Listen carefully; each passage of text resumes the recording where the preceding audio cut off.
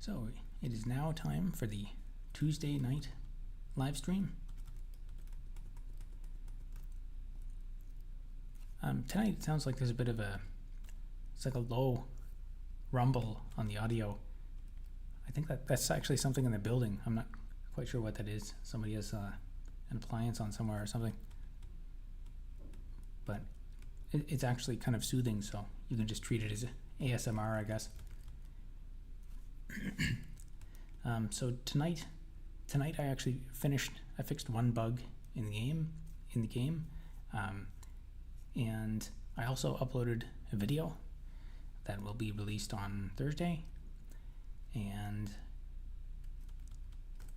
what else? Oh, I got one sale in my merch store after a month of zero sales. So my store still works. So tonight I'm just going to be doing the same old. I know it's getting kind of boring because there's no new content in this game, and that's because I haven't worked on it at all really in the last few weeks. But I believe that I will have some time now that I'm kind of caught up on videos. I will have some time to work on this again.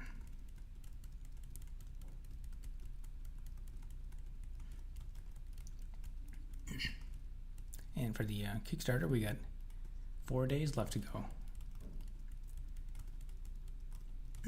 So I think that's actually quite interesting.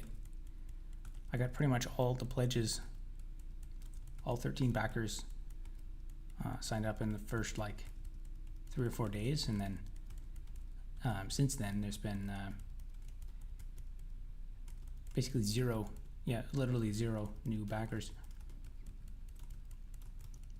So I guess that implies the extra going from 30 to 60 days doesn't make a big difference. I guess unless you have some way to get lots of views. You saturated your target market. Yeah, I think you're right about that. But that's no problem. I just have to expand the target market.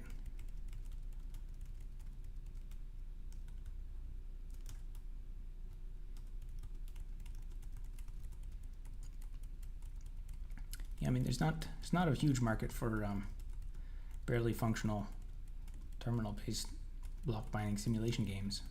But once I get the features.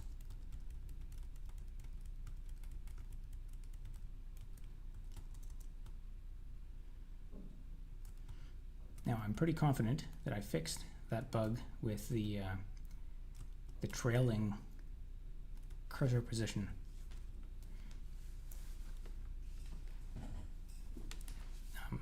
I think actually there's 2 bugs that I had. One was with how the game area was updated, and then another one was because I separated off the viewport rendering into a separate thread. It meant there was actually 2 copies of the current position, and when you moved really fast, there was a version of the current position that was out of date. So it was when it was trying to update, it wasn't updating the right position on the screen. I recently started running a Matrix server, encrypted self-hosted chat and calls. Interesting. Matrix server. I guess, is that for friends and family, or?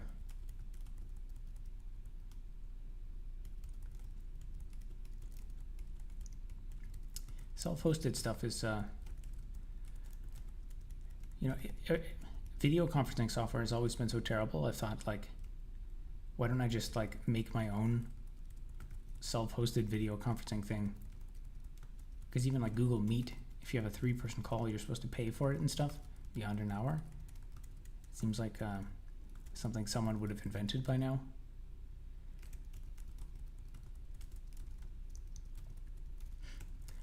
I'm also kind of suspicious of any kind of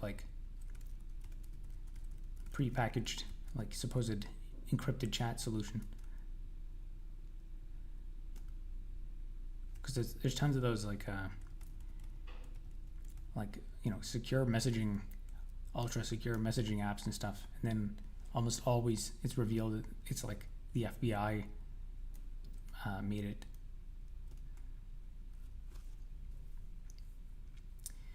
Say for example, if you violate TOS about posting, for example, then you be suspended or on Discord or YouTube, which is a right to do in the USA.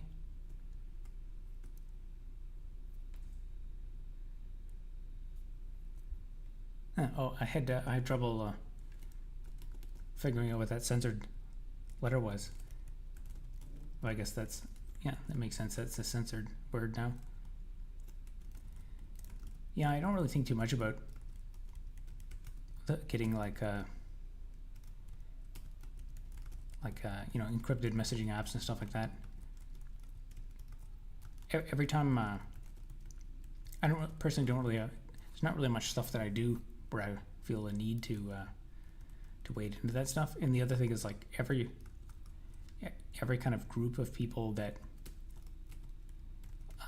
like if you Google search for like secure messaging apps or something, you get all these like really weird communities. They're like people who are into like really weird stuff or borderline illegal stuff, and there's not too many people who just want to use it for chatting with their friends or whatever.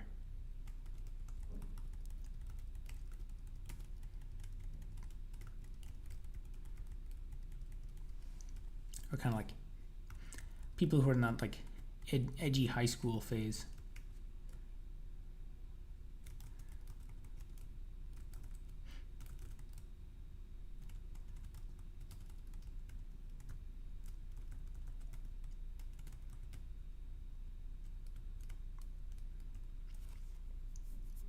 Ideally, you would just use something over Tor, but then it's super slow and janky, and sponsored by U.S. government. I was reading a thing on Hacker News. I've never used Tor before.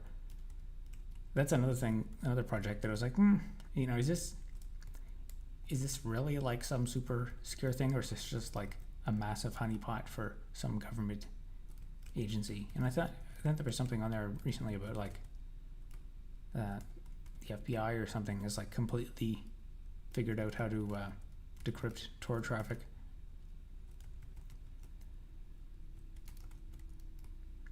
And same thing about like the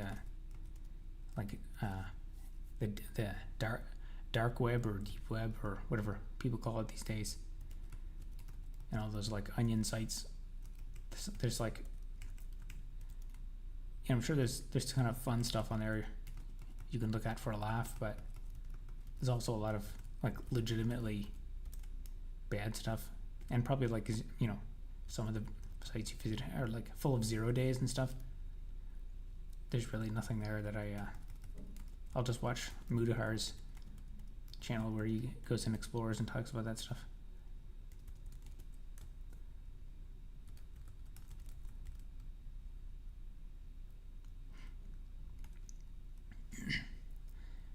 There's a standards body which prevents all encryption of a certain strength from being used. No encryption schemas are quantum proof, so riddle me that.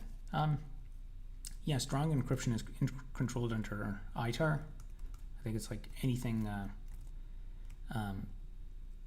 Like I was looking at this once because I was writing a blog post on just like how to encrypt a file in Java, and I looked into it, and actually I ended up not publishing it because I think anything above technically 128-bit encryption is you need a license to export it from the group of countries that have signed this. Like in the US it's ITAR and EAR, and of course Canada we don't really have our own laws, so we just like piggyback on the US laws and agreements. But that doesn't touch on the quantum proof stuff at all. This is just basic boring bits of entropy in your encryption.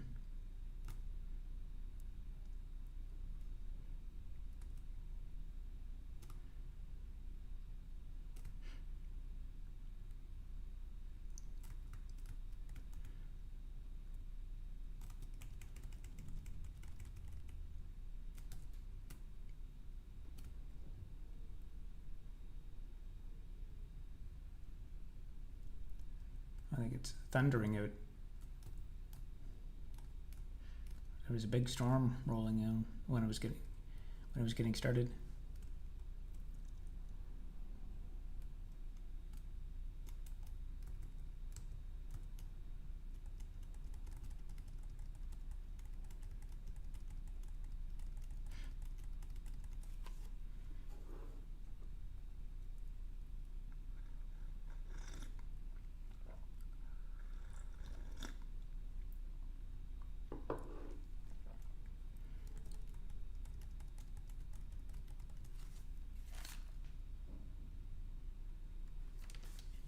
Maybe that's a train making that rumbling noise. There's a train yard near here that's always full of trains.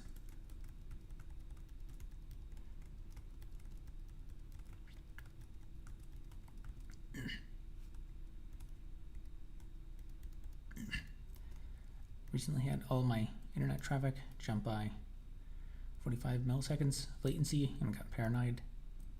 There was a wiretap. I don't know. I mean,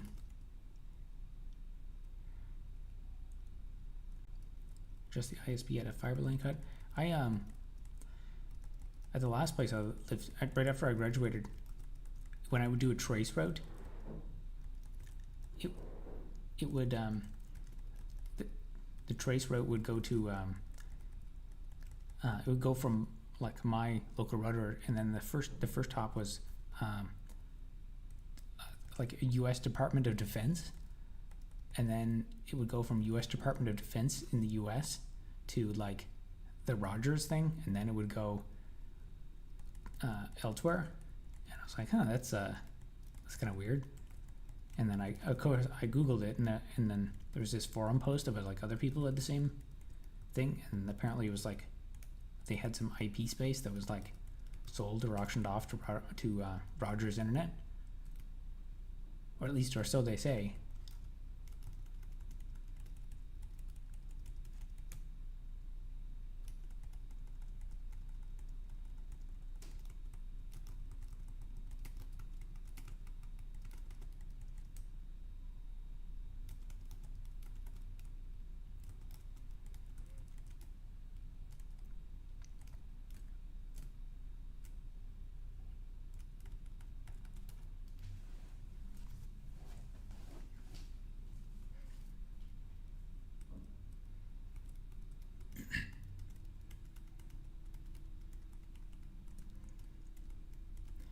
Yeah, I mean, the internet started as a military project. So I mean, I guess if you go back far enough, they used to own all of it.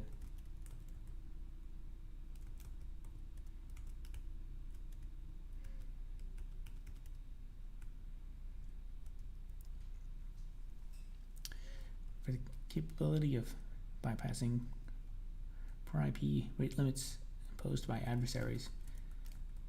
Yeah, I'm sure these days there's a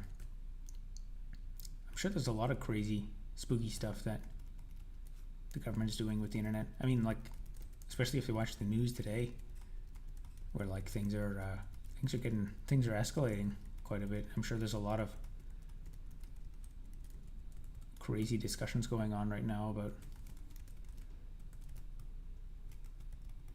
I mean, who knows what that? I mean, a while ago, like there's all these big organizations like Cloudflare, I think, who I think part of their genesis was actually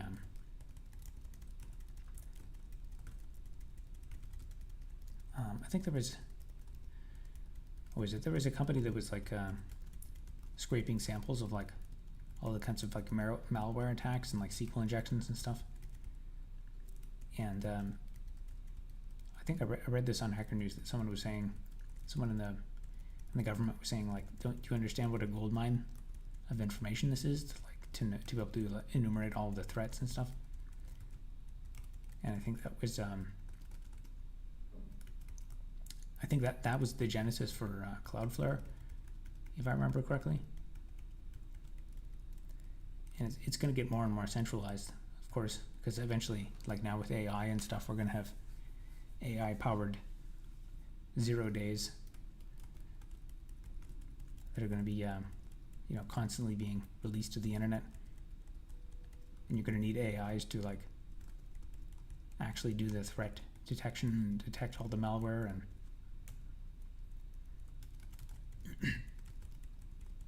it's going to get too crazy for a human to even do anything about.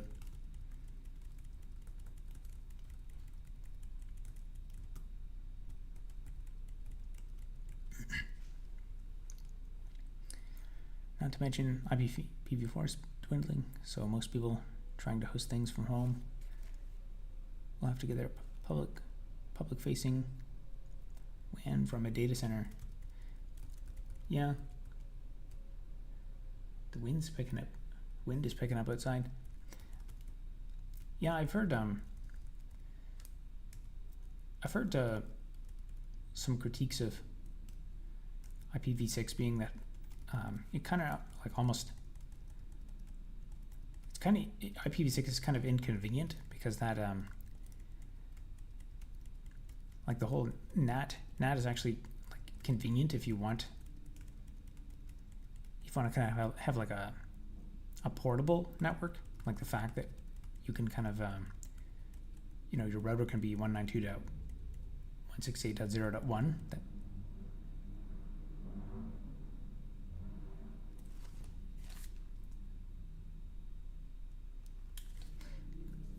Cars running outside.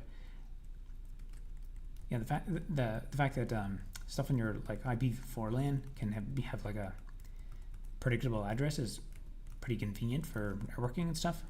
But then when you go to IPv6, if you like move your home network somewhere else, or like your router, you want to detect your router, now you need if you're going by like the global space, makes it less convenient. And people have kind of come to rely on NAT to provide a bit of obfuscation.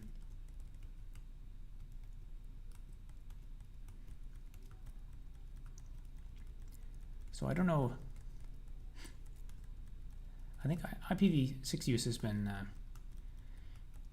increasing over time. I don't know what the future will be for it.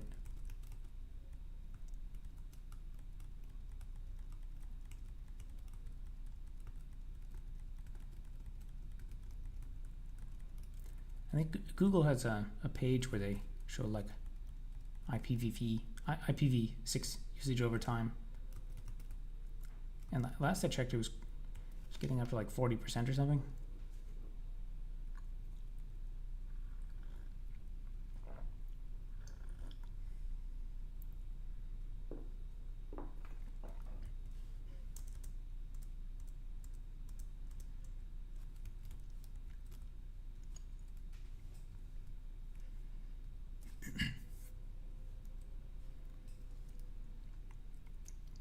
I get around it by having everything DHCP and my DHCP server, and I got reserved IPv6 addresses. Can run a bulk edit on one box that way. Yeah, that's I haven't really delved into that stuff at all yet. I did play around with IPv6 for a while, but I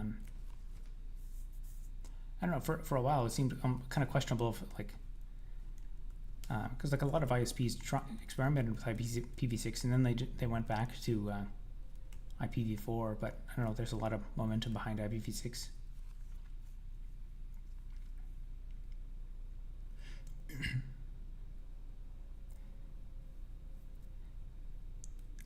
I run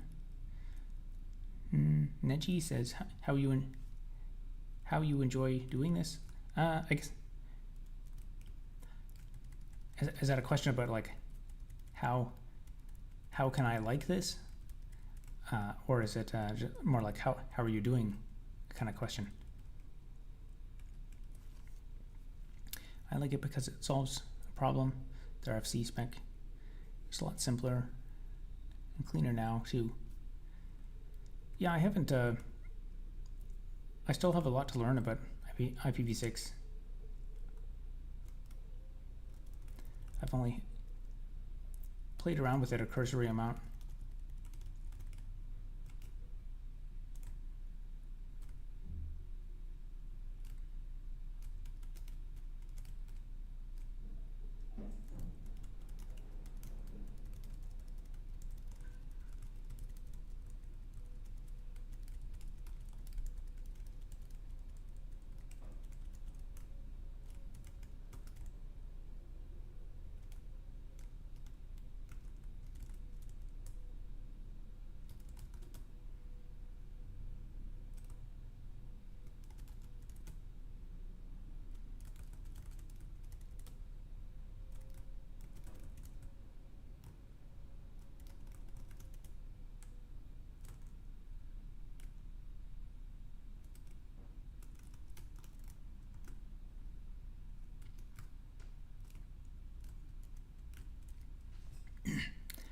I also noticed that if you bind a program to listen on IPv6 port, you can also receive IPv4 traffic too.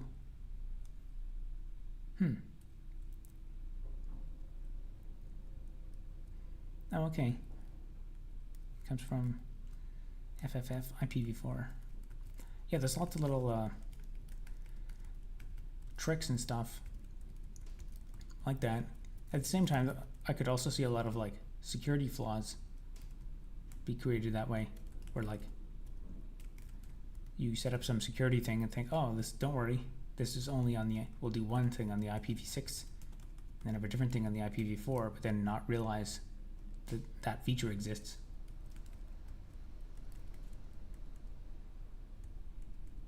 It's getting windy out. Hopefully power doesn't go out.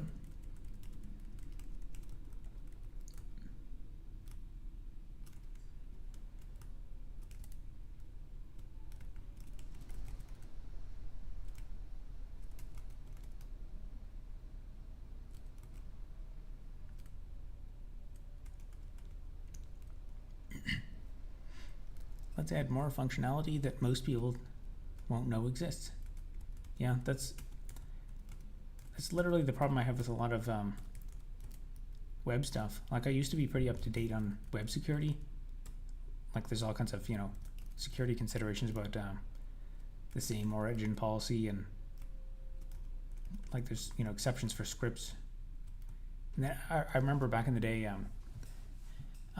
if you wanted to send information cross domain, JSON-P was like the way to do it. That was the kind of canonical trick that everyone used. But I think JSON-P today is like kind of totally obsolete and no one uses it. It's considered like a security flaw. But then because of stuff like that, now we invented new security flaws.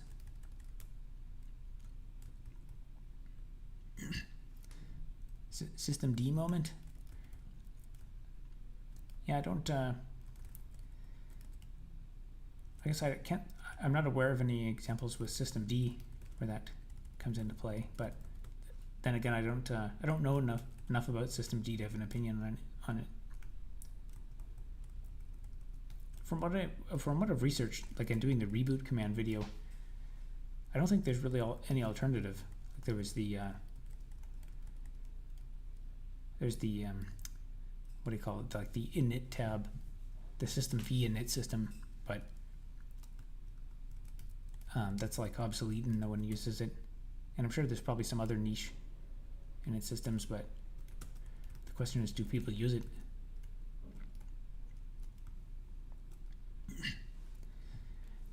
Geez, not JSON-P. I kind of like JSON-P. It was a nice, convenient hack for communicating information, but it's obsolete these days. At least I think it is. I think what is it? You're probably supposed to do like cross-origin resource sharing or something now, which is this other whole nightmare of having to send like options requests and stuff.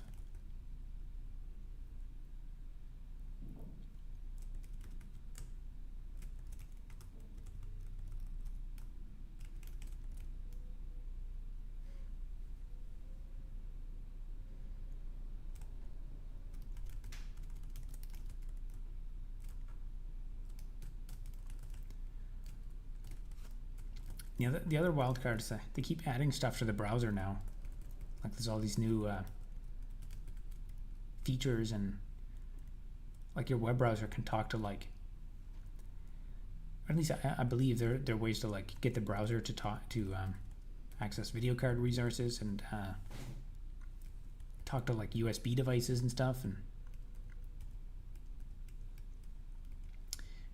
do I have battery backups for the setup? Like, you mean like if the power goes out?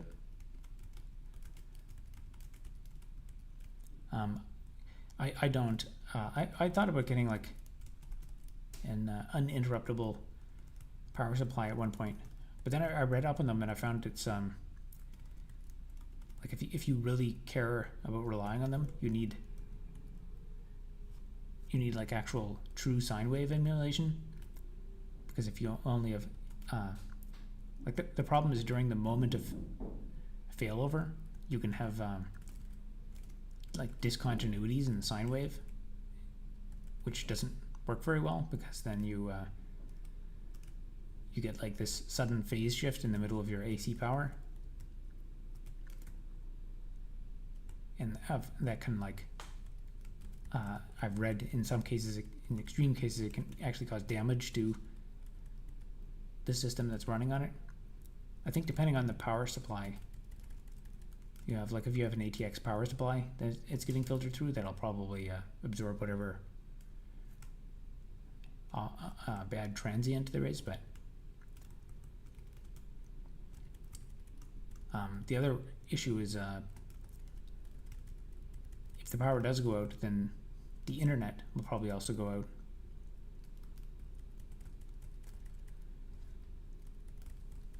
Because even if I keep my router active, if like the neighborhood networking goes out, then I'm kind of out of luck.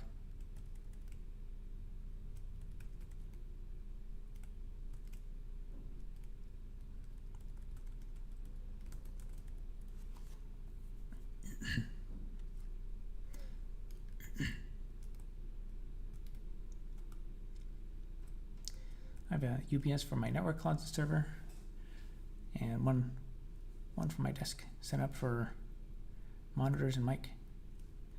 I have a laptop as primary, so internal battery for the win.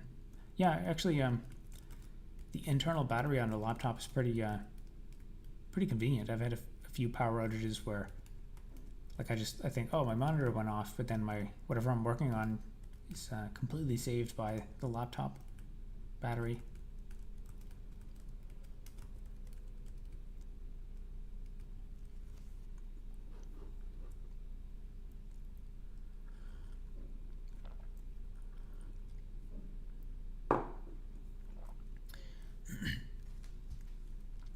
My ISP has a battery backup system, and also is that a brand name? Generac generator for long-term outages. AT&T is co-located with the cell network here, so it's very high reliability. Huh. Yeah, I think yeah,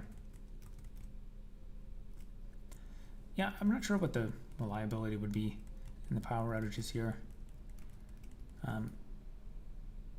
The other places I've lived that are usually have even worse power availability are usually in kind of remote areas where I think like even if there is an extended outage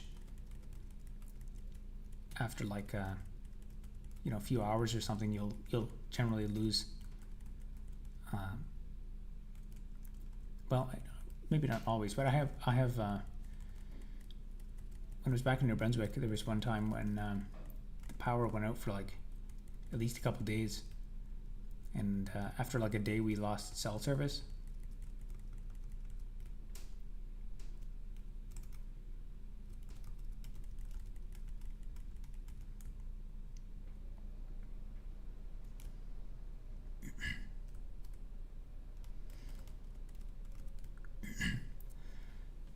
My local fiber node is a next door neighbor with a gas station.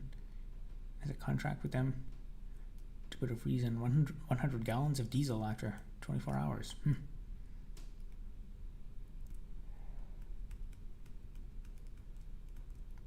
Interesting. I guess you'll do well in the apocalypse then.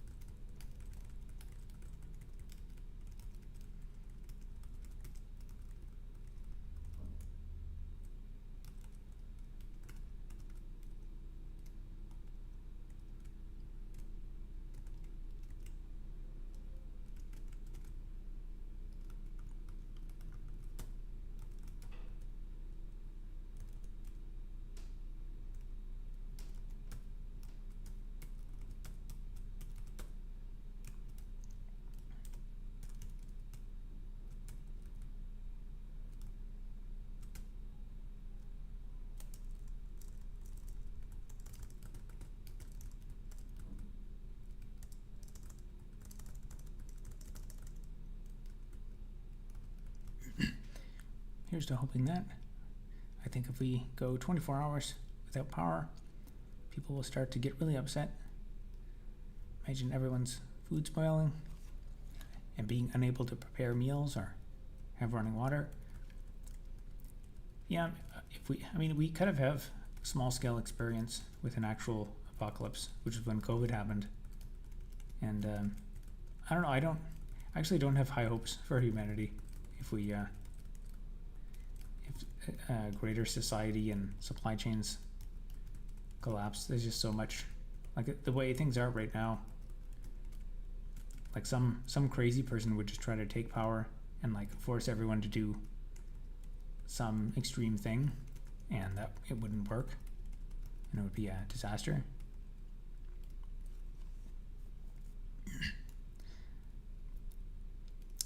Miles Doyle Salt says, have fun, be blessed. All right. Thanks, I will.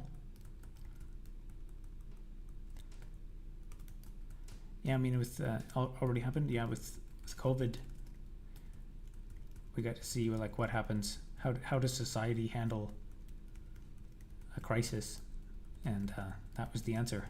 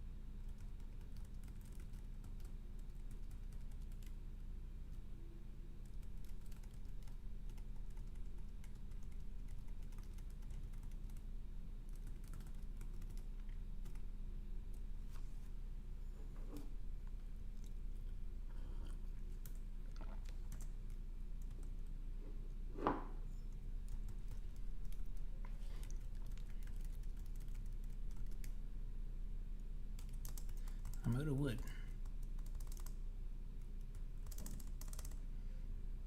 Let's go up a whole bunch in mine. See if its terrain's any different up here.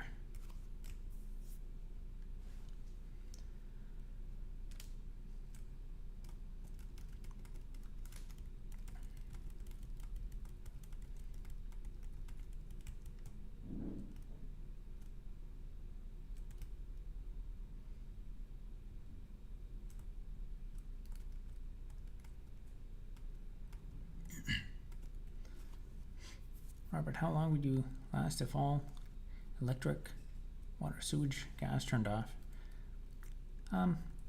That's a good question. Electric, water, sewage, gas turned off. I guess it really depends on, like, I think there's a critical point where you have to ask, like, should I stay or should I go? Like, if you know it's going to be a prolonged thing, then I think staying in your apartment for very long is probably not the right call.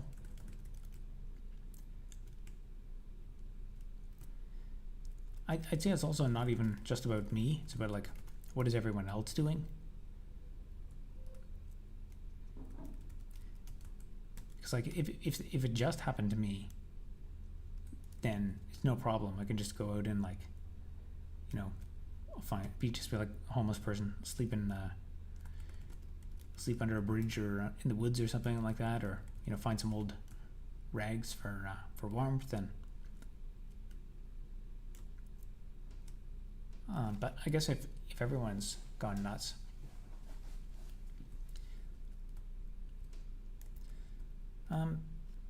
yeah, and it's also in Canada. I mean, winter is coming soon, so that changes it. Surviving the summer, if you're approaching summer, that's different than the winter. I don't know. I think if I could find a food source, I could probably last a while. Probably just go down into the woods and build some fires, and as long as you've got some source of nourishment, then probably indefinitely. But of course that requires, you know, abandoning the apartment and stuff. And I think in an actual real life disaster, I mean, kind of like with COVID, they're just like, oh, it'll just be two weeks to slow the spread, and then it'll be all over with. And then multiple years later, and everything just, you know, keeps getting delayed. I mean, we just saw that happen again in Calgary, where they had their water. They had, like, all these water restrictions, and they're like, oh, it'll just be like a couple weeks. And then I heard, like, it's been more than a month. It's been multiple months, and I just heard that they just now got through all of the repairs. I have about 1 year of preserves, which I could make. 2 cases of temporary water, and a solar array to keep fridges running. I need to work on property defense, though. Okay, you're ahead of the curve. You're almost like a legit prepper. Yeah, if I had the money and the space and resources, that would be kind of interesting. I mean, for stuff like I could even see a use case for, like, integrating some of that into your daily life in a practical way, like just getting like, I actually just bought a trail cam for just in case I need it if I go away or something, just to be able to record the apartment if I'm away. And it comes with a little, like, USB solar thing, and it's pretty slow at charging it. I was thinking, like, that maybe I should just buy, like, a whole bunch of, like, you know, even if I had like a $100 USB solar thing, solar charger. This stuff is getting very standardized now. And if you had your own, like, arsenal you had your own like hobbyist electronics lab with all of these kind of pluggable components and stuff, at some point you get to a point where like you could actually, while civilization is not collapsed, you can use it in a useful way. But then, even if civilization does collapse, or if you just go into a supply chain crisis or whatever, you can actually find, some meaningful use out of it. Because like a USB solar charger, that's not like crazy prepper technology or something. It's like an actual useful thing if you go camping or something. So it's like,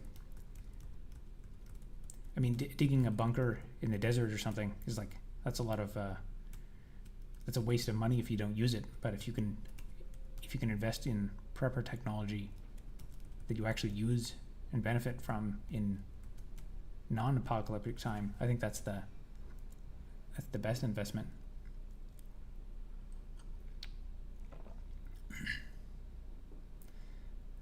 Figured these solar panels would be easy to obtain, considering most people's systems are grid tied. Problem is making it useful via batteries and inverter. Yeah, I've looked into that with the whole. You have to like if you want to be like grid independent, you need like a disconnect, and you need to generate your own phase and stuff like that. Be fun to play around with that a bit more. Mr. Fox says, yo, Mr. Fox.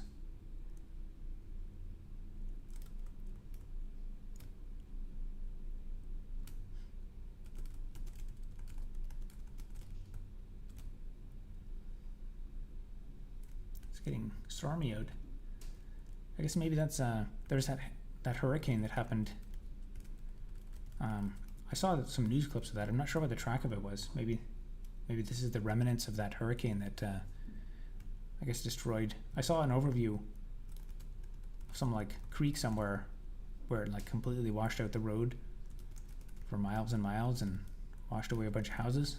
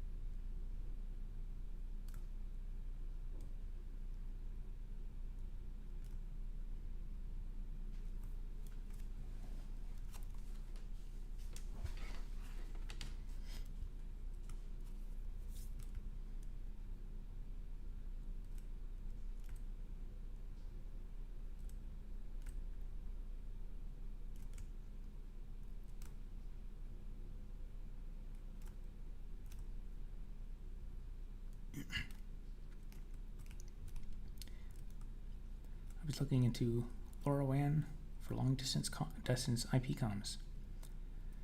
About half a mile Wi-Fi range at 2 megabits per second. That's pretty good.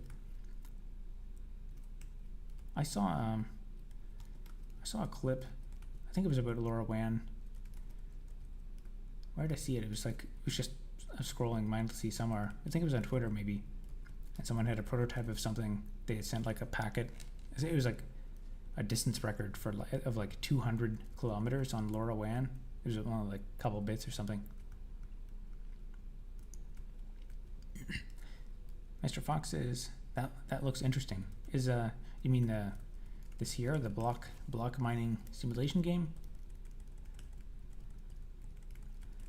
Yeah, this is my project that I'm working on. My goal is to build a terminal-based game where you simulate the process of mining blocks by spamming the M key. It's a work in progress. It's not super interesting at the moment.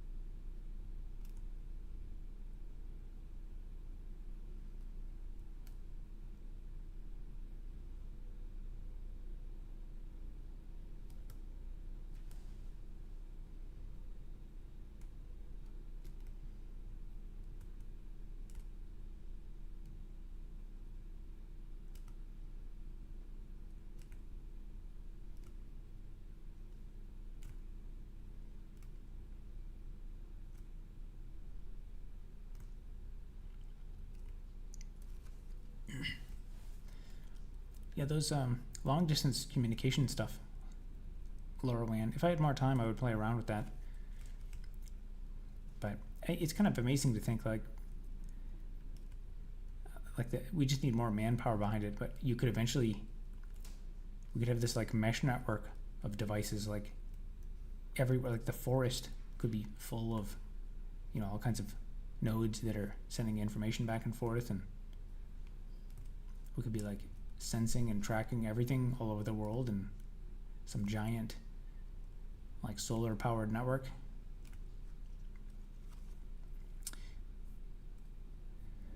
Still impressive. Is it in C++? It's actually in Java. So I decided to, I've done quite a bit of C programming and a bit of C++, and I've done enough of that to realize like most of this should be like anything to do with string processing in 2024. If you're concatenating strings in C++, it's like it's just a nightmare. So I think people complain a lot about Java being slow, but I like Java. I think it's pretty decent for like if you want to eventually build a large scalable app that's not going to become a total nightmare. There is technically a little bit of C++ in this because in order to listen for signals, so I can demo that. So if I double click on this, it's resizing the window, and in order to collect that signal to send it to the process and get it to redraw the screen, the detection of that signal is done through there's no Java API for that, so I have to rely on a little C++ library that's written in C. And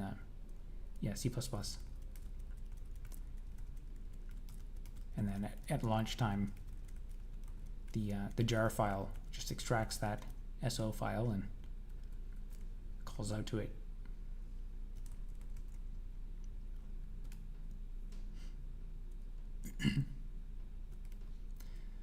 Problem is line of sight.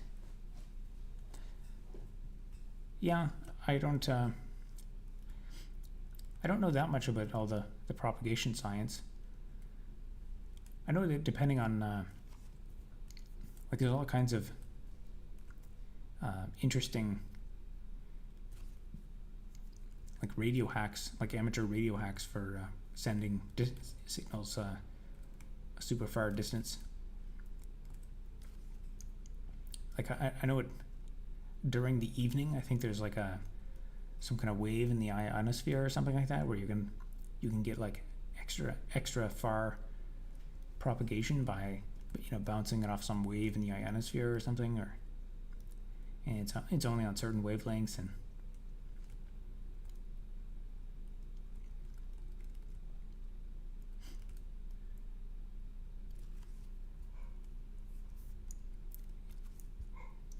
yeah, I wish I had more time to play around with that stuff. It's all kinds of interesting stuff you can do, especially with like convolutional coding. If you want to do your own like forward error correction, you can get even better propagation and all the kinds of like interesting signal analysis that you can do in order to pick up like weak signals. And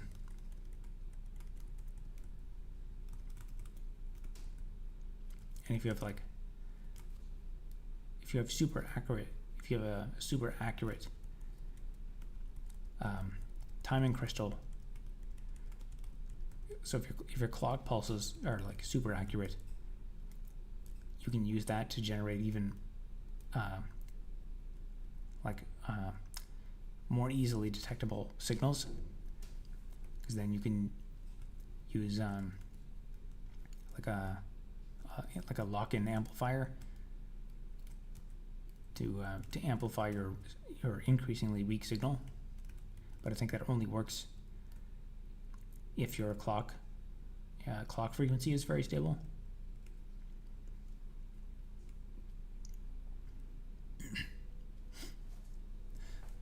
Gossip networks, really nice too, where you have a bunch of nodes publish data, and when one gets transported to another location. Gossips to everyone else. Sort of like cross between carrier pigeon and local cache. Yeah, this lots of fun.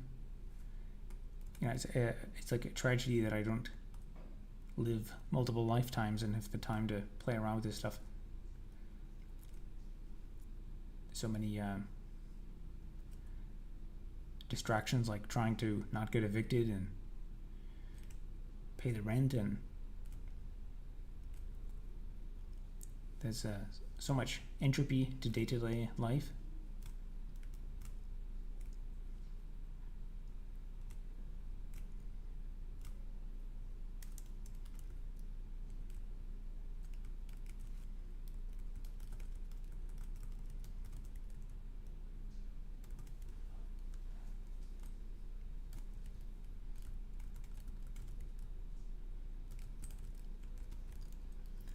It's really storming out there now.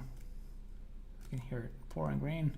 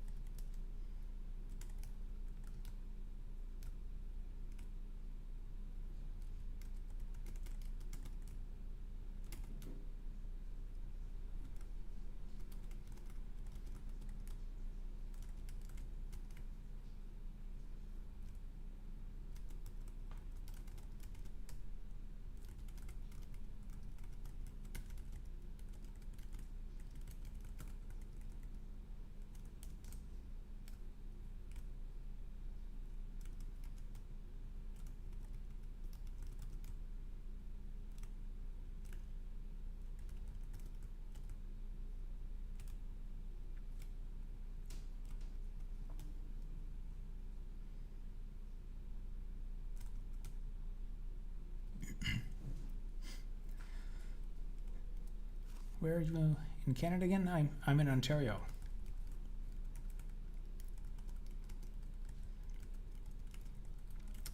One of the regions with the most significant housing crisis. I guess Alberta's kind of recently got a bit worse. I think that's one of the reasons they had that problem with their water issues.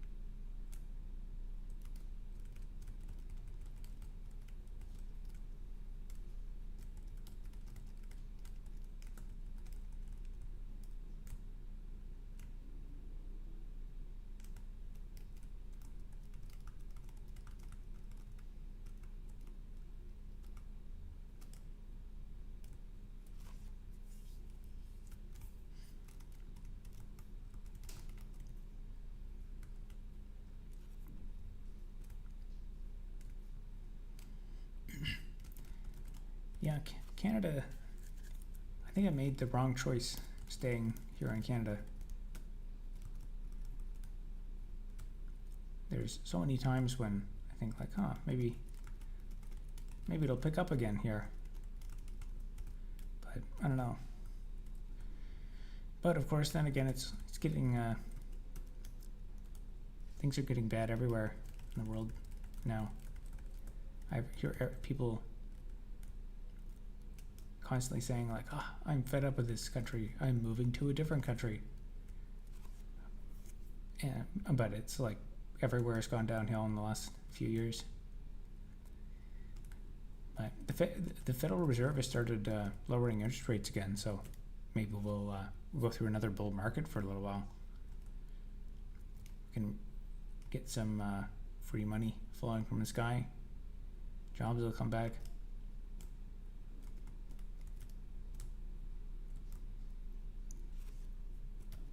The YouTube ad revenue will massively go up.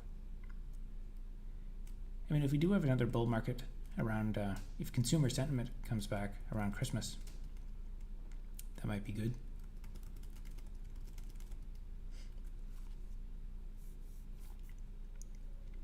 Let's just let the free market be a more regulated market.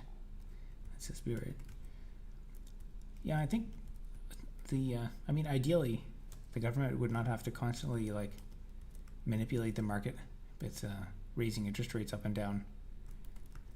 I think a big part of the reason the economy is so inefficient is interest rates were historically low for like a ridiculously long period of time, and that like there's people who worked in real estate and stuff, and they never experienced a high rate environment in their entire lives. So like there's entire like ecosystems and business models built around the idea that money is always going to be cheap and free.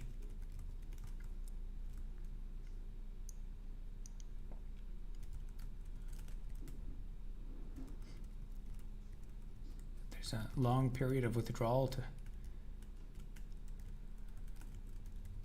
figure out how to actually run an economy again.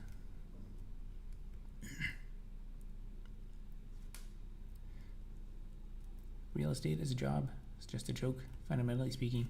Yeah, I mean, there is like an unprecedented number of real estate agents in, I think, the Toronto area. And apparently a lot of them are getting wiped out because the market is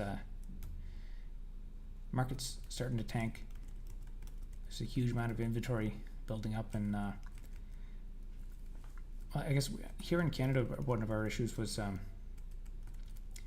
was a ton of condos that were all built, but they were not built to live in. They were only built to invest in for investors.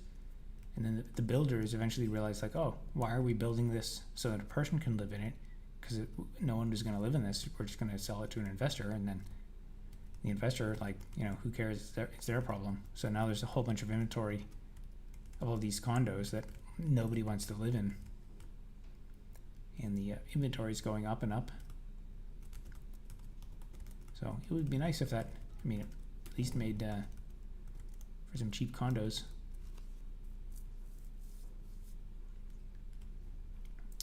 Yeah, yeah, cookie cutter nonsense.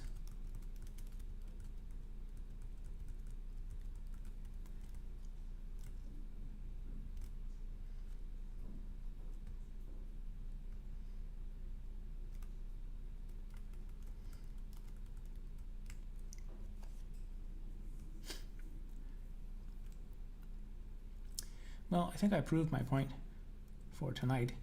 I did not see that bug come back again, except for one time. I did see like a double player square at one point, but I don't know. I'll ignore that for now. But it's definitely a lot better than it was last time when it was making streaks all over the screen. And I also need to refactor that, how that event handling works a little bit anyway. So, but anyway, I think I'll leave it there for tonight. So the last I've been doing the Tuesday and Saturday streams, so I'll do the Saturday one as well, and then so that'll be the end of the Kickstarter campaign.